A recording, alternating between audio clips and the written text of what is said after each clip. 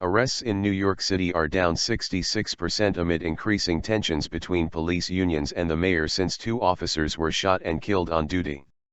Citations for low-level and traffic offenses have dropped by more than 90% compared with the same week a year ago.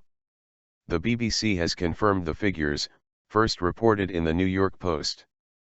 On Tuesday, Mayor Bill de Blasio met the city's police unions who have criticized him for what they see as anti-police rhetoric. Demonstrators in New York City and across the U.S. have focused on what critics say are brutal police actions against unarmed African Americans this year. 2 particular cases highlighted by the protesters were that of Michael Brown and Eric Garner, killed in police encounters in Ferguson, Missouri, and New York City respectively. Grand juries chose not to charge officers in both cases. The mayor lost police backing when he expressed some sympathy with the protests and said he had to train his mixed-race son in how to deal with police officers. Unnamed sources told the Post the sharp drop in arrests in the past week was in part because of fears for officer safety but also in part due to a deliberate slowdown. One union president reportedly told officers to use extreme discretion in making arrests, saying the rules are made by them to hurt you.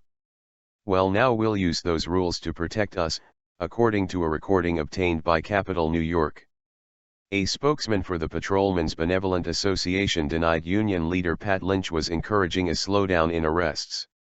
Meanwhile, an annual report by the National Law Enforcement Officers Memorial Fund found that 50 officers were killed by guns in 2014, a sharp increase from 32 deaths in 2013.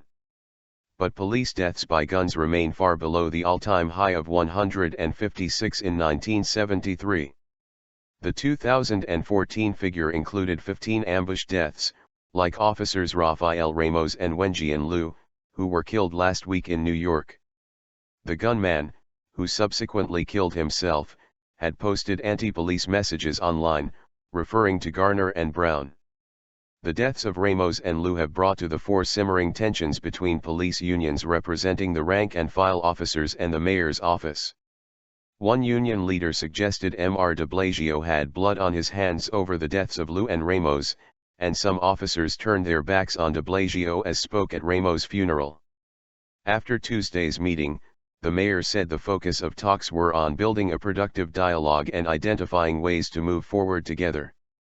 Mr. Lynch told reporters that officers' safety was his main concern.